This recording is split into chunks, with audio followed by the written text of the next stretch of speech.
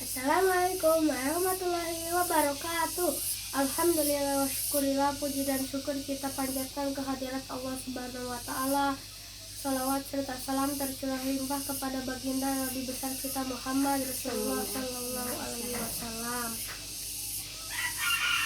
Jemaah yang terhormat, muslimin dan muslimat yang dimuliakan oleh Allah Subhanahu wa taala. Tema kita hari ini adalah 3 hal yang tidak boleh kita remehkan.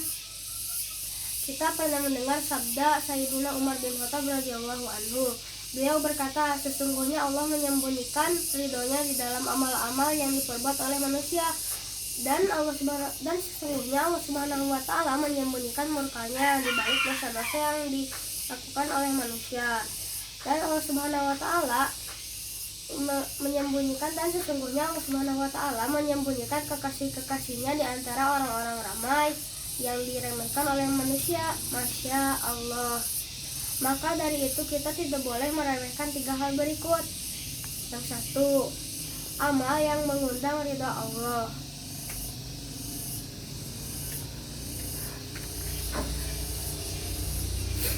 Sesungguhnya amal bukanlah besar atau kecilnya, bukan pula karena dahsyatnya atau dianggap remehnya, tetapi amal yang ingin kita bawa ke hadapan Allah Subhanahu wa taala adalah amal yang ridhonya.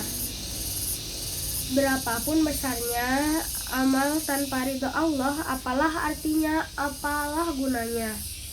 Dan ridho Allah adalah ahsanu amala, amal yang paling ikhlas niatnya dan mengikuti tuntunan Allah dan Rasulnya. Setelah yang fardu, kita perlu memiliki amal yang kemudian kita rahasiakan, kita sembunyikan, atau kita jaga. Ahabul amali ilallahi adwahuma wa inqala, amal yang paling dicintai Allah Subhanahu wa taala yang paling dawam, atau amal yang terus-menerus meskipun sedikit. Yang kedua, kita tidak boleh meremehkan dosa kita kepada Allah, karena bukan besar kecilnya dosa, akan tetapi seberapa besarnya zat yang kita durhakai. Allah Subhanahu wa taala barangkali memberikan satu dosa besar, tetapi membuat orang yang melakukannya takut kepada Allah Subhanahu wa taala, lalu kemudian dia bertaubat, itu jauh lebih baik daripada seseorang melakukan dosa-dosa kecil tapi selalu meremehkan dosa itu tanpa sadar ternyata itu yang membuat dimurkai Allah Subhanahu wa taala. Dan yang ketiga, jangan pernah meremehkan sesama manusia, karena boleh jadi kekasih-kekasih Allah itu adalah atqiyaul akhfiya. Atqiyaul akhfiya adalah orang-orang takwa yang tersembunyi.